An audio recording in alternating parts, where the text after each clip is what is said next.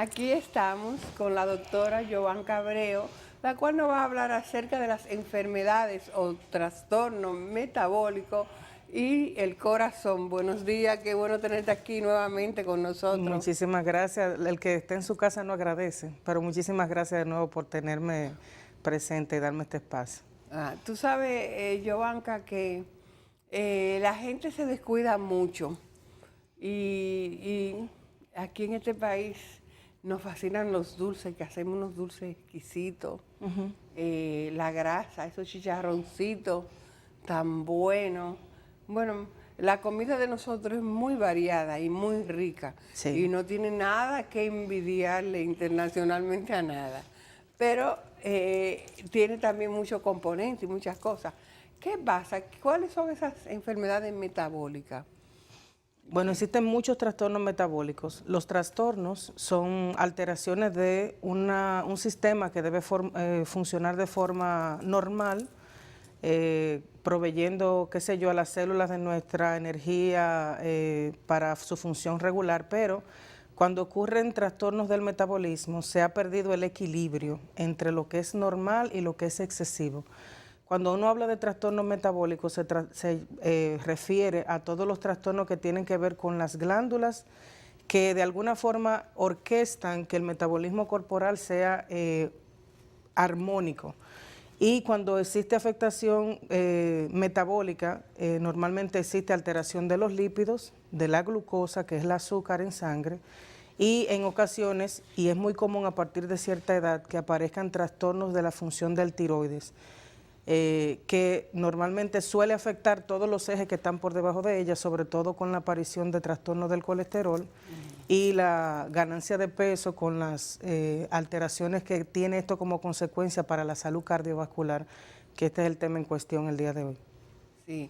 Entonces, tiene, ¿qué, qué viene primero? ¿Una cosa o la otra? Porque, como vamos a poner, la gente que sufre de la tiroides, a veces la tiroides lenta y hace que gane más peso con más facilidad. Pero entonces cuando tiene más peso, tiene problemas de la presión muchas veces, del colesterol, de otras cosas. Okay. O otras veces la gente es sumamente delgada y produce también los triglicéridos y produce colesterol del malo. Y tú lo ves que son gente que comen muy saludable, que son delgaditos, Sí.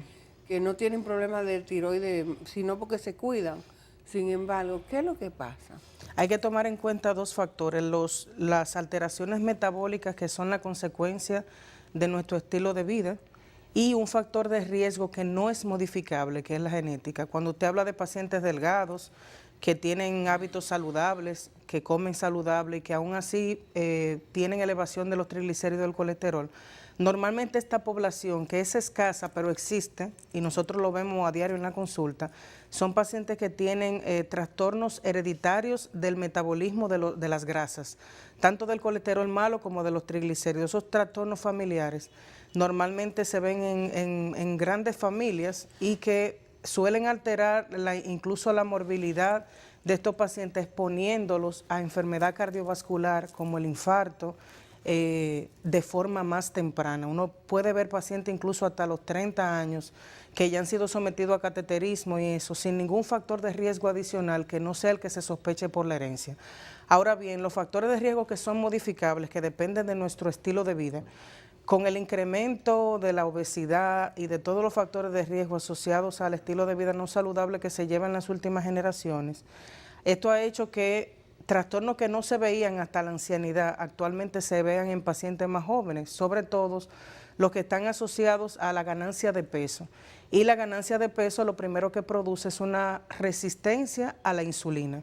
Esa resistencia a la insulina no es más que un páncreas que produce de forma adecuada insulina, pero es que esta insulina, por la gran cantidad de tejido adiposo que tenemos corporal, no puede penetrar la glucosa a la célula, donde finalmente la glucosa sirve como la gasolina, el combustible para que las células realicen su metabolismo. Esto lleva como consecuencia que la glucosa permanezca alta en sangre, la insulina por igual, se desencadena un proceso inflamatorio que si no se controla con la modificación del factor de riesgo de la obesidad, el paciente termina en una franca diabetes mellitus, con a veces drástica consecuencia de que el páncreas agote sus recursos y que se tenga la necesidad de usar insulina en el paciente.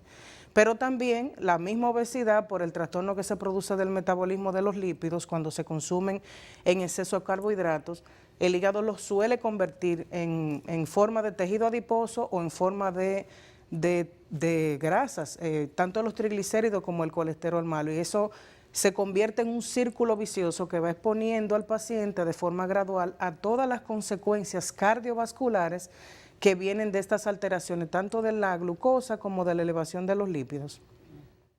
O sea, que hay que tomar en cuenta muchos factores, porque no solamente, o sea, estos jóvenes ahora y cada vez más la población más joven está siendo obesa. Sí, así es. Entonces, eso es alarmante como a nivel mundial se están tomando medidas. Y yo lo que digo es, óyeme, hasta hace un tiempo atrás, nosotros teníamos una excelente forma de alimentarnos y no éramos una población tan obesa. Pero sin embargo ahora, como todo se ha importado y todo se copia, tú ves que la gente come muchas comidas chatarra. Así es. Y antes no, nosotros siempre comíamos víveres y los víveres son más saludables Y los vegetales. que la harina, víveres, vegetales, fruta. Eso era lo que se hacía antes. Sin embargo, ahora se ha modificado muchísimo porque las madres, en vez de hacer los jugos naturales en su casa, compran un jugo ya preenlatado, pero ¿qué preservativo tiene ese jugo? Exactamente. ¿Y cómo está hecho? No es lo mismo que el niño se coma una naranja, un pedazo de piña, un pedazo de melón o un jugo de eso, pero ya hecho Natural, sí, exactamente.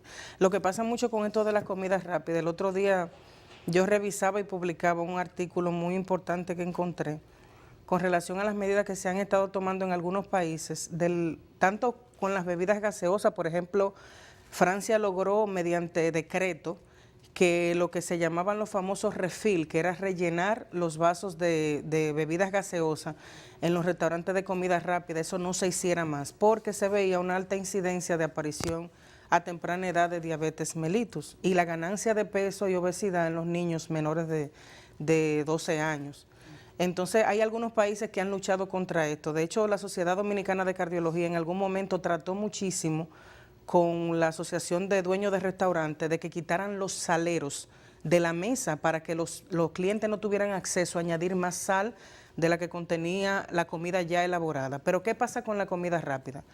La comida rápida tiene una necesidad de ser preempacada, de ser preservada, para ser importada o exportada desde los países, desde donde viene al país, por ejemplo, que nosotros recibimos mucho de Estados Unidos. Y la preservación convencionalmente de estos alimentos se hace con sodio. El sodio, aunque no se perciba al paladar, es sal. Y entonces la cantidad que tienen estas comidas rápidas de sal por encima a lo que normalmente nosotros le añadimos a los alimentos que consumimos en la dieta diaria puede ser de 2 a 3 veces superior a la ingesta diaria en una sola comida. Entonces de ahí es que viene la alta incidencia de aparición de hipertensión arterial a temprana edad, porque se está consumiendo una cantidad imperceptible de sal que llega a ser hasta 4 veces superior a los requerimientos diarios. Y como ustedes saben, la sal puede promover la absorción de más grasa, aumenta mucho la resistencia vascular periférica y con esto se produce la hipertensión independientemente de los factores de riesgo que tengan que ver con la herencia y los factores de riesgo adicionales como la raza, incluso el estrés. O sea, nada más por el consumo de sal nosotros nos estamos agrediendo. Y ahí es donde muchas medidas se han tratado de tomar para que esto se controle. Imagínate tú, si eso solamente con la sal y sin contar lo que es con el azúcar, o sea, combinación de la sal y el azúcar, eso es como una bombita. Una bomba de tiempo, eso es así. O sea, porque también tenemos un alto consumo de azúcar, así cosas es. Que tienen, y a veces también abusamos, no solamente del azúcar natural, sino también de esa famosa azúcar sintética, que en realidad nadie sabe qué son los daños colaterales que ese Sí, se ha azúcar hablado puede de producir. mucha incidencia de cáncer y eso en algunos tipos de edulcorantes naturales, pero para el tema del metabolismo como tal no son tan dañinas. La alteración de la glucosa y eso, por lo menos eso no lo produce, pero se han hablado de otros daños colaterales que sí Sí, tienen de estos memoria también. edulcorantes. Sí, sí, sí. O sea que tú no engordas o tal vez no tienes presión alta o no tienes azúcar, pero entonces Pero tú tiene un puedes cáncer. tener... o sea que eso es parte de lo que yo dije, este es un tema que hay que desminuzarlo así, para que la gente se entere, que la gente pueda decir, óyeme, tengo que crear conciencia de que si soy una madre joven, voy a educar a mis hijos para que esos niños puedan tener una alimentación más sana. Sí. Y hay forma de hacerlo. Es un poquito más trabajoso, pero A veces se necesita la asesoría de un nutriólogo porque no es fácil en un entorno en donde todos los niños tienen acceso a comer comida rápida, dulces y ese tipo de cosas, tú controlar que tu hijo no consuma ese tipo de alimentos. Entonces, a veces se requiere la asesoría de un nutriólogo que pueda orientar a la madre y a quienes preparan la alimentación de los hijos. sí.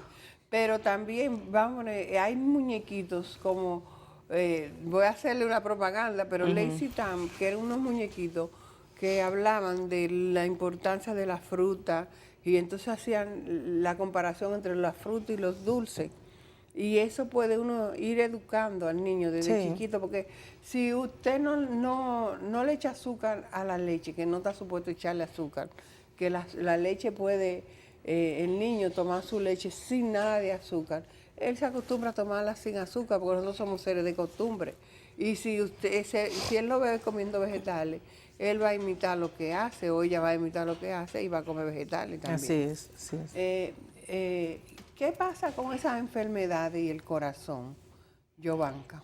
Normalmente a lo que más se teme son a los trastornos primero del desarrollo de hipertensión arterial a temprana edad, con la implicación que tiene lo silente que es la hipertensión en su aparición inicial, en la mayoría de los casos. Entonces nosotros muchas veces vemos pacientes que llegan con lesión a órgano diana porque tienen un tiempo largo expuestos a una hipertensión que no ha producido síntomas, que no ha sido tratada, y entonces estos pacientes llegan o en falla renal o con afectación estructural del corazón, en falla cardíaca, o debutando con un evento cerebrovascular. Pacientes que todavía están en la edad adulta joven, pero que tienen cursando muchísimos años con hipertensión secundario a todo esto que he mencionado que produce las alteraciones metabólicas.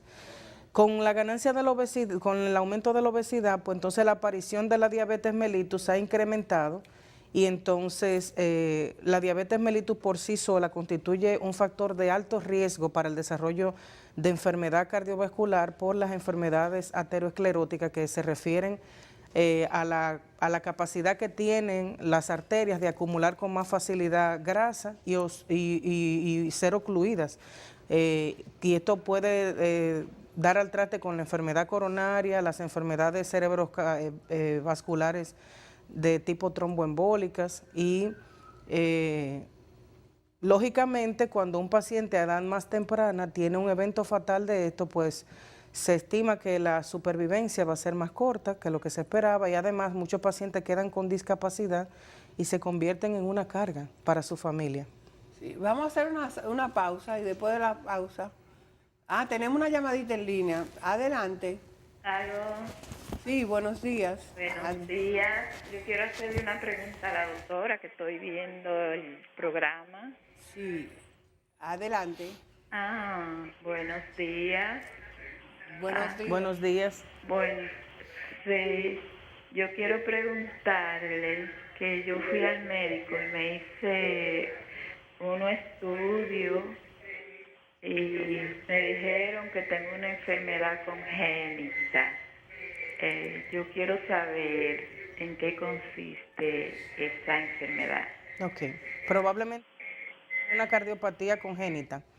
Las cardiopatías congénitas no son más que trastornos del desarrollo de la estructura cardíaca intraútero que muchas veces el paciente nace con síntomas por lo catastrófica de la enfermedad y en ocasiones el paciente puede cursar años de forma asintomática y en un hallazgo casual de un ecocardiograma, que es donde convencionalmente se hace el diagnóstico, encontrar el defecto con el que se supone que usted nació, porque no existe forma de que usted lo haya desarrollado en la vida, digamos, extrauterina, pero que en ocasiones esos trastornos cuando se descubren a edad avanzada no constituyen un riesgo mayor y que pueden ser resueltos sin mayor problema. Me habría gustado que ella me dijera el resultado exacto del ecocardiograma, porque así yo la podía orientar un poco más, pero normalmente son estos trastornos que cuando se descubren a edad tan avanzada son porque no son tan peligrosas realmente. Ah, bueno, pero los teléfonos tuyos están en pantalla, cualquier cosa ella puede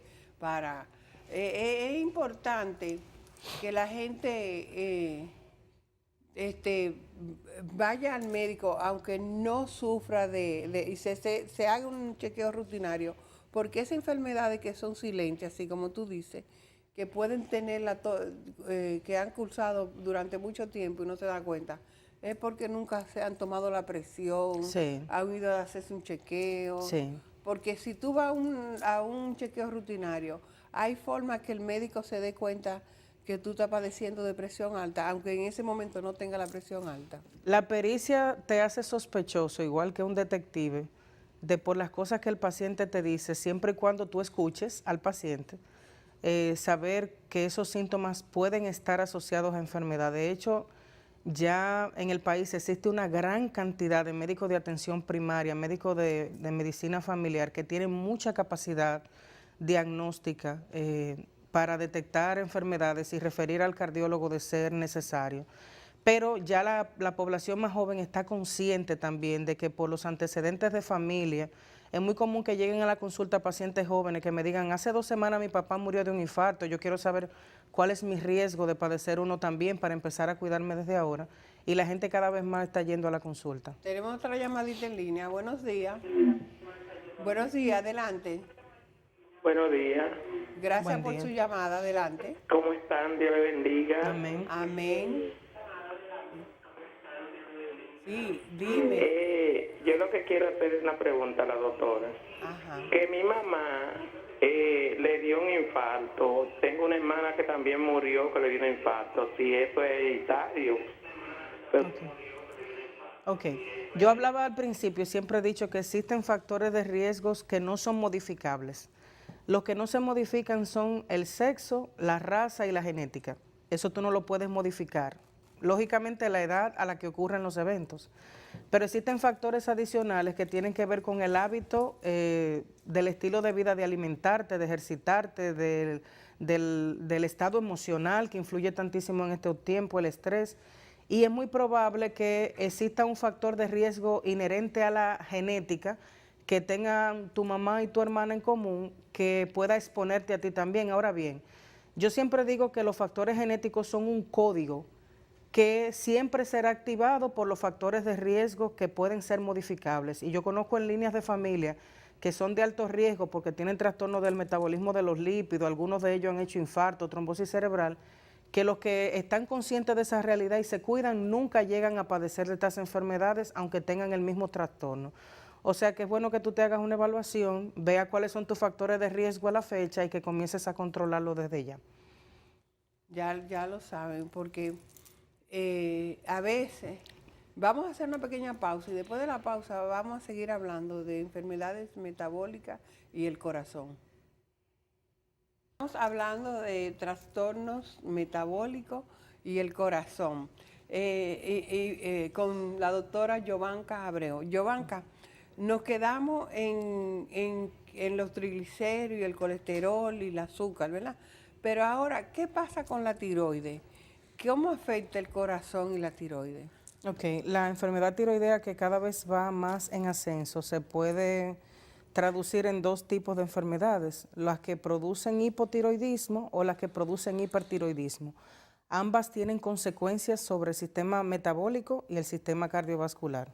Explícame cuál es la hipo y cuál es la Ajá. hiper, La para hipo que el público sepa qué es lo que está es un, de qué se es un trata. jueguito de ajedrez. ¿Verdad? En el hipotiroidismo hay una reducción de la función tiroidea con una reducción de las hormonas T3 y T4 y una elevación compensatoria de la TSH, que es la que se produce en el hipófisis, que está tratando de estimular al tiroides para que produzca más hormona tiroidea. Las hormonas tiroideas normalmente están compuestas por moléculas de yodo, por eso se ha insistido mucho con el tema de la sal yodada, de que se exponga a la gente más a inhalar el olor del mar y ese tipo de cosas. Ahora, cuando hay hipertiroidismo, normalmente se debe a una agresión que puede ser autoinmunológica por virus y eso sobre la función tiroidea, en donde hay una sobreexpresión de su función con elevación de las hormonas T3 y T4 y una reducción de la TSH que al reducirse lo que está es suprimida porque la tiroides está funcionando excesivamente. ¿Qué pasa en ambos casos?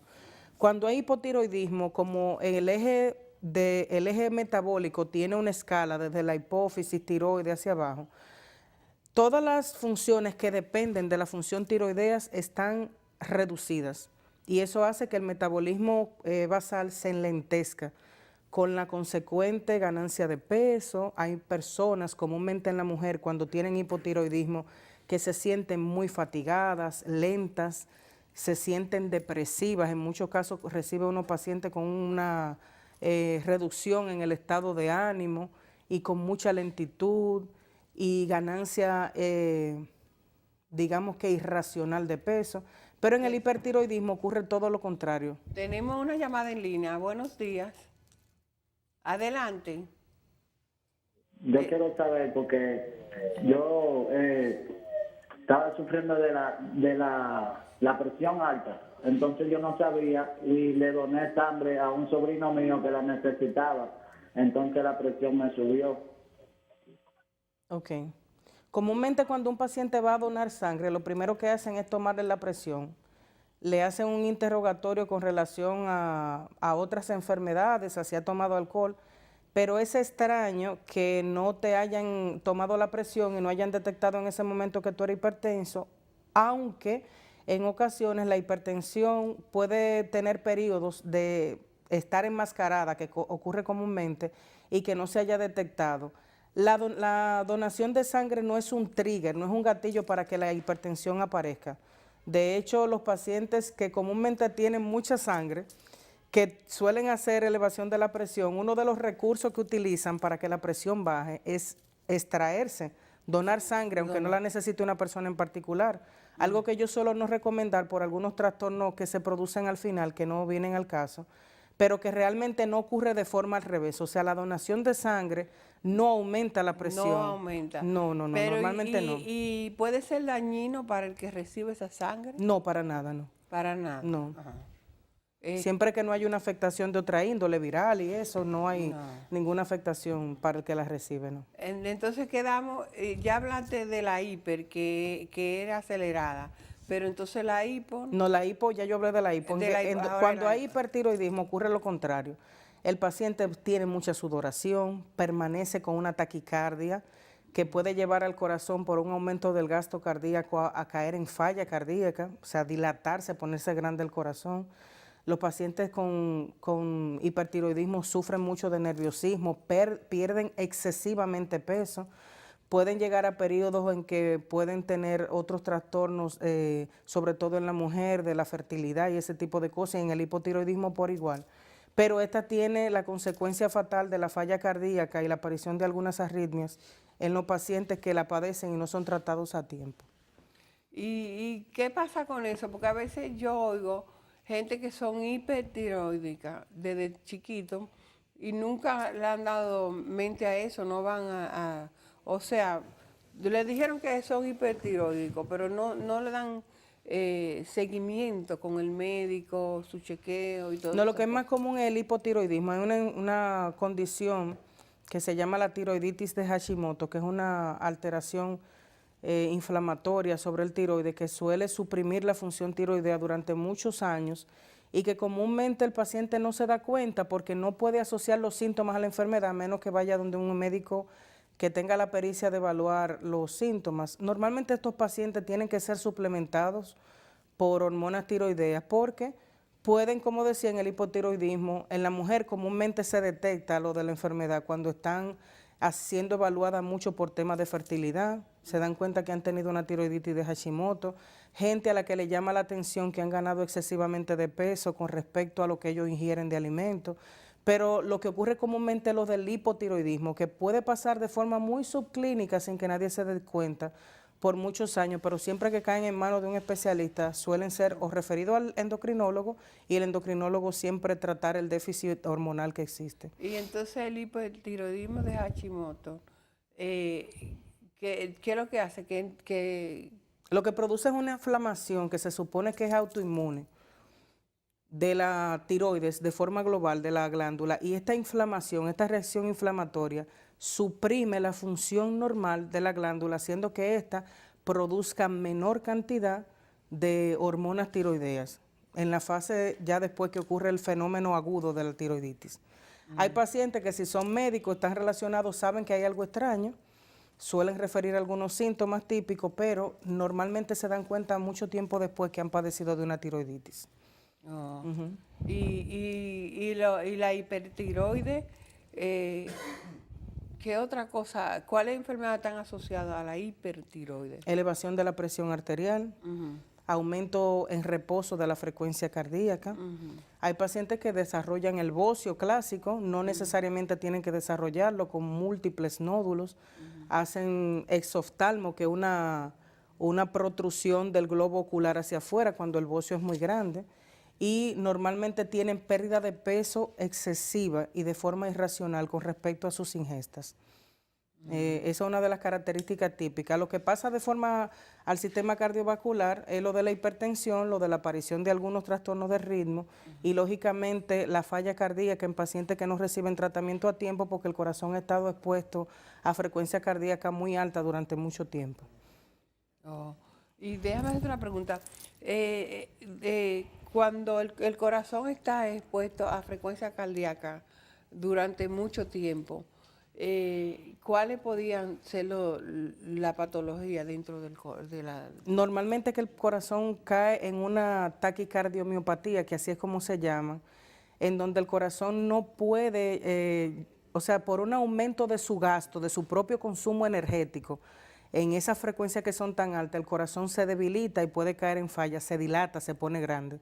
Eso es lo que comúnmente ocurre. Y además de que en el seno de algunas de esas taquicardias, que son sinusales, o sea, son taquicardias regulares, pueden aparecer trastornos reales de ritmo que empeoren la función del ventrículo izquierdo sobre todo. Entonces, es muy común que los pacientes que son expuestos a taquicardias de forma excesiva y no lo controlen, caigan en falla cardíaca, que en algunos casos, cuando se resuelve el problema, pueden ser revertidas y en otros casos permanecer en falla para siempre. Oh. ¿Y esa taquicardia, cuáles son las formas o los métodos para poderla diagnosticar? El paciente la percibe. Normalmente el paciente llega a la consulta refiriendo el aumento de la frecuencia cardíaca o la percepción de los latidos del corazón. Dicen, en reposo yo me siento el corazón como una ráfaga, millón. Y que como un caballo galopando. Galopando. Entonces, en esos casos, a veces la simple realización de un electrocardiograma es el diagnóstico, porque uno ve el paciente en reposo con frecuencias muy altas. Siempre que se recibe un paciente joven, sobre todo sexo femenino, que son las más afectadas de las alteraciones de la función tiroidea, refiriendo palpitaciones, siempre hay que irse al eje de la función tiroidea, hacer sonografía tiroidea, hacer pruebas de función tiroidea en sangre, hacer algunos de los anticuerpos antitiroideos que se pueden mandar a hacer en sangre para ver si la paciente ha sufrido de una tiroiditis, pero siempre es bueno investigarlo. El diagnóstico se hace muy fácil, electrocardiograma y examen físico, en la mayoría de los casos. ¿Y esa enfermedad le pueden dar a los niños, aunque es menos común, pero le pueden dar? Es menos común, mucho menos común. Existen muchas enfermedades, incluso de trastornos del tiroides que son congénitos o que se adquieren por la misma exposición a algunas alteraciones inmunológicas a temprana edad, pero que son casos muy escasos. Muy escasos. Por ejemplo, en el tema de la obesidad en infantes, siempre se investiga la esfera tiroidea para ver si hay algún trastorno tiroideo que esté asociado a la ganancia excesiva de peso, al poco desarrollo en algunos casos, pero es más escaso. De hecho, hay muy buenos endocrinólogos pediátricos en el país que manejan muy bien esos casos. No. Yo pregunto porque como cada vez más las afecciones del corazón está afectando a la población más joven y tenemos que ver qué es lo que está pasando. Tenemos otra llamadita en línea. Buenos días. Buenos días, doctora. Le habla Eudocia. Es para saber por qué hay personas que se le caen los cabellos cuando sufren de tiroides. Ok. Yo les decía al principio, Tiene que bajar el volumen sí, del ya se cayó televisor. la llamada. Yo les decía al principio que cuando hay hipotiroidismo, como la tiroides comanda el metabolismo celular en todo el cuerpo, todas las células se ven afectadas. No solamente se le cae el pelo, la piel se reseca bastante, el Las paciente uñas se tiene le las rompen. uñas muy quebradizas, el pelo se le pone como los pacientes desnutridos, ralo, quebrado. No solamente se sale, sino que la contextura del pelo que queda se pone muy reseco, quebradizo. Y entonces es normalmente que ocurra por la misma alteración del metabolismo celular. Las células tienen una estructura que es la mitocondria dentro de sí, que es la que se encarga de procesar a partir de la glucosa y de algunos electrolitos el metabolismo de esa célula para que la célula funcione de forma adecuada. Cuando la función tiroidea, que es la que comanda desde arriba, cómo van a funcionar todas esas células corporales a expensas de los nutrientes que nosotros ingerimos y los que provienen de la glucosa, que es la fuente de energía mayor, entonces esa función metabólica celular se ve alterada. Y por esto el paciente tiene pérdida del cabello, se le pone quebradizo, las uñas quebradizas, la piel muy reseca. Es un estado muy complejo de alteración metabólica lo que se produce en el hipotiroidismo. Es importante cuando la gente tenemos otra llamadita en línea. Buenos días. Sí, buenos días, doctora. Sí, Buen gracias. día. Doctora, yo tengo un problemita. A veces me duele ahí en el lado izquierdo y me he hecho 2 electrogramas y el médico me dice que no tengo nada. ¿Y se quedaron ahí en el electro solamente? Sí, Ok. Mire, normalmente, no sé, ¿cuál es su edad? 65. Ok. Normalmente, yo le digo a los pacientes que no hay que ser hipertensos para tener un infarto o tener enfermedad coronaria. Acordémonos que la enfermedad coronaria depende mucho de cómo esté el colesterol en sangre, que es lo que ocluye las arterias. Los estudios que se hacen en reposo suelen ser muy engañosos porque el corazón en reposo no está sometido al estrés que suele generar la alteración sobre las coronarias que produce el dolor. Por eso muchas veces uno tiene que hacer el electrocardiograma, hacer un ecocardiograma y someter al paciente a una prueba de ejercicio en donde el consumo de oxígeno del corazón por el aumento de su frecuencia cardíaca aumente, de manera que si hay una alteración coronaria con una alteración importante del flujo con el aumento de la frecuencia cardíaca, esta se pueda traducir en síntomas en la prueba de esfuerzo o los cambios electrocardiográficos durante la prueba de esfuerzo. Aún así, Nancy, créame que cuando el médico tiene alta sospecha de que hay enfermedad coronaria, tiene que seguir buscando cosas. Y a veces uno tiene que someter al paciente a otros estudios como pruebas nucleares o pruebas tomográficas como la angiotomografía, que la tenemos en el país en muchísimos sitios con muy buena calidad, por cierto, los scores de calcio, o sea, cualquier paciente de alto riesgo en el que se sospeche que un dolor torácico puede ser de etiología